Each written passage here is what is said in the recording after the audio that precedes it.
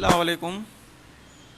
आज આપણે chemical bonding and molecular formation રાસાયણિક બંધન અને આણ્વીય રચના ચેપ્ટર નંબર 4 ની શરૂઆત કરવા જઈ રહ્યા છીએ। હું છું આઈકે સર અને તમે જોઈ રહ્યા છો Muse e-learning class online education website YouTube channel. તો ચાલો આપણે સ્ટાર્ટ કરીએ ક્વેશ્ચન નંબર 1 થી। રાસાયણિક બંધન એટલે શું? તે શાથી રચાય છે? તેના પ્રકારો કયા છે? જુદી જુદી સ્પીસીઝ એટલે કે જુદા જુદા ઘટકોમાં અણુ, પરમાણુ કે આયનો એક સાથે ભેગા રાખે છે તેને આકર્ષણ બળને રાસાયણિક બંધન કહેવાય। હવે દરેક પ્રણાલી વધારે સ્થાયી થવાની વૃત્તિ ધરાવે છે અને બંધન તે પ્રણાલીની શક્તિ ઘટાડવાનું કામ કરે છે અને પ્રણાલી વધારે સ્થાયીતા મેળવે તે માટે બંધ બને છે। રાસાયણિક બંધન સિદ્ધાંતના પ્રકારો નીચે મુજબ છે। કોસેલ લુઈસનો અભિગમ, સંયોજકતા કોષ, ઇલેક્ટ્રોન આકર્ષણ, સંયોજકતા બંધન અને આણ્વીય કક્ષકવાદ। આનાથી આપણે સમજાવી શકીએ છીએ। જો ઇલેક્ટ્રોનના સંદર્ભમાં બંધનની રચના સંતોષકારક રીતે કઈ કઈ છે તો કે ઇલેક્ટ્રોનને સમજાવવા માટે આપણે ઘણા પ્રયત્નો થયા। કોસેલ અને લુઈસે 1916માં સ્વતંત્ર રીતે અભિગમ આપ્યો અને તે આપણે તર્કબદ્ધ રીતે સમજૂતી હોવાથી સંતોષકારક સમજી ગયા। જેમાં લુઈસે પરમાણુના કર્નલને ધનભાર તરીકે દર્શાવ્યો અને બાહ્ય કોષમાં વધુમાં વધુ 8 ઇલેક્ટ્રોન સમાઈ શકે છે તેવું એમણે કીધું અને કર્નલની આસપાસ સમઘનના 8 ખૂણા ઉપર તે ગોઠવાયેલા હોય છે। આપણને લુઈસે એવું કીધું કે ભાઈ પરમાણુના કેન્દ્રને ધનવીજભાર કીધો અને એની આસપાસ કક્ષકોની અંદર ઇલેક્ટ્રોન આવેલા હોય છે અને ઇલેક્ટ્રોનની સંખ્યા 8 હોય। આ 8 ઇલેક્ટ્રોન દરેક સમઘનના ખૂણા ઉપર આવેલા છે તેવું આપણને લુઈસે કીધું। હવે સોડિયમ માટેના એક્ઝામ્પલની જોઈએ કે સોડિયમ કોષની બાહ્યમાં ઇલેક્ટ્રોન સમઘનના એક ખૂણા પર ગોઠવાય છે। ઉમદા વાયુમાં 8 ઇલેક્ટ્રોન ગોઠવાયેલા હશે। હવે ઇલેક્ટ્રોનનું આ અષ્ટક વિશિષ્ટ રીતે સ્થાયી ઇલેક્ટ્રોનની ગોઠવણી રજૂ કરે છે એટલે કે આ વિશિષ્ટ સ્વરૂપથી સ્થાયીતા પ્રાપ્ત કરે જે અષ્ટક રચના આપણે કહીએ છીએ। ઉપરાંત લુઈસે એવું પણ કીધું કે જ્યારે રાસાયણિક બંધથી ઇલેક્ટ્રોન જોડાય છે ત્યારે અષ્ટક રચના પ્રાપ્ત કરે। જેમ કે સોડિયમ અને ક્લોરિનની બાબતમાં સોડિયમ એક ઇલેક્ટ્રોન ક્લોરિન પરમાણુમાં બદલી આપે છે એટલે કે ક્લોરિનને આપી દે છે એટલે સોડિયમ પ્લસ અને Cl માઇનસ આયન આપે। Cl2, H2 અને F2 વગેરેમાં પણ અણુઓમાં આ બંધન ઇલેક્ટ્રોન યુગ્મની ભાગીદારીથી બને છે અને આ પ્રક્રિયામાં દરેક પરમાણુ ઇલેક્ટ્રોનનું સ્થાયી અષ્ટક પ્રાપ્ત કરે છે। સંયોજકતા ઇલેક્ટ્રોન એટલે શું?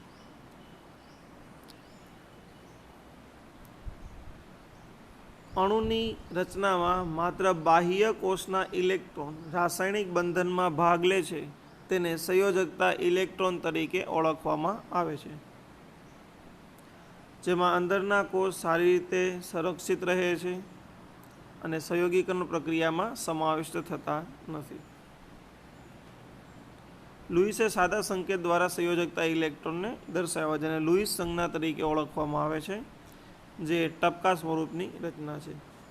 જેમ કે બીજા આવર્તમાં બાહ્ય કોષમાં 1 ઇલેક્ટ્રોન હોય તો 1 ટપકું, બેરિલિયમમાં 2 હોય તો 2 ટપકા, બોરોનમાં 3 છે તો 3 ટપકા, કાર્બનમાં 4, નાઇટ્રોજનમાં 5 ઇલેક્ટ્રોન એટલે 5 ટપકા, ઓક્સિજનમાં 6 ઇલેક્ટ્રોન તો 6 ટપકા, ફ્લોરિનમાં 7 તો 7 અને નિયોનમાં 8 ઇલેક્ટ્રોન એટલે 8 ટપકા।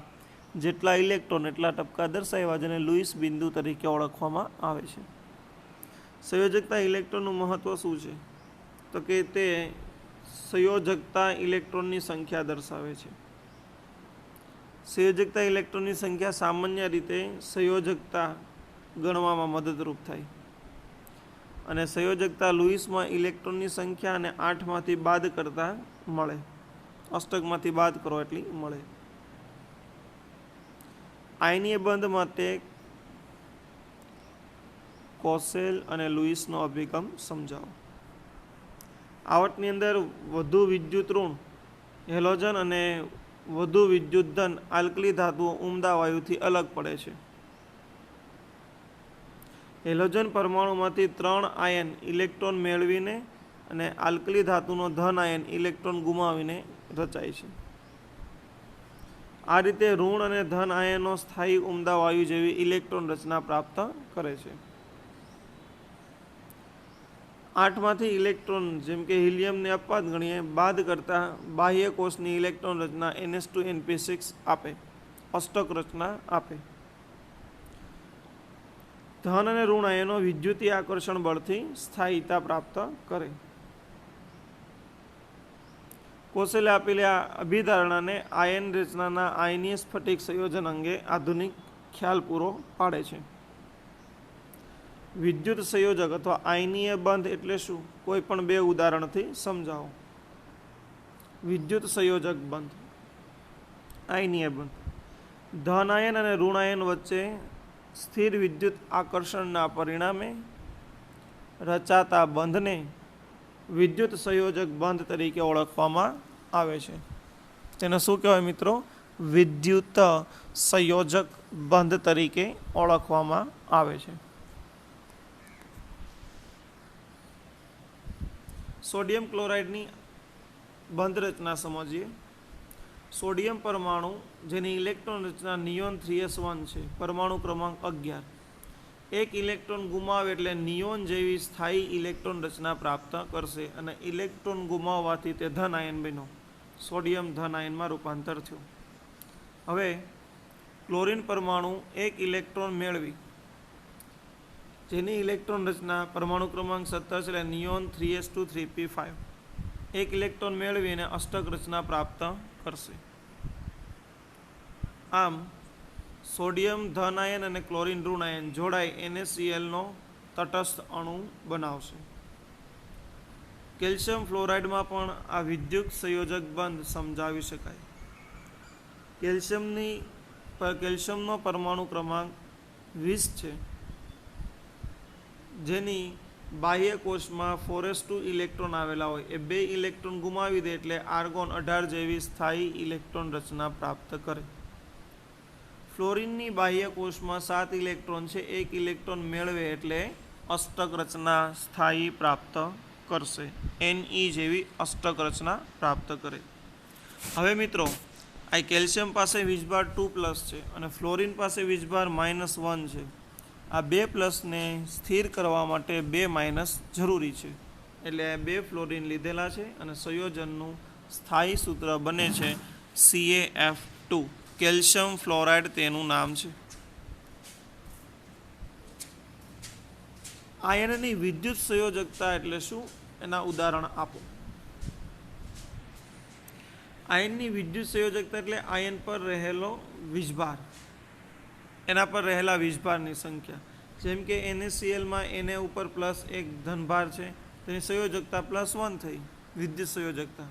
CaF2માં Ca2+ ઉપર 2 વીજભાર છે, માટે તેની વિદ્યુત સંયોજકતા +2 થઈ. અને ફ્લોરિન અને ક્લોરિનમાં ઋણ વીજભાર -1 છે, માટે તેની સંયોજકતા -1 થઈ. જોઈએ કેટલાક એક્ઝામ્પલ. જેમ કે +1 સંયોજકતા ધરાવતા sodium, potassium, rubidium, caesium, hydrogen, copper, mercury, ammonium ion. આટલા આયનો +1 સંયોજકતા ધરાવે છે. +2નું લિસ્ટ જોઈએ. સમૂહ 2ના આલ્કલી તત્વોમાં magnesium, calcium, strontium and barium. ત્યાર પછી સંક્રાંતિમાં copper, cadmium, titanium, chromium, manganese ion.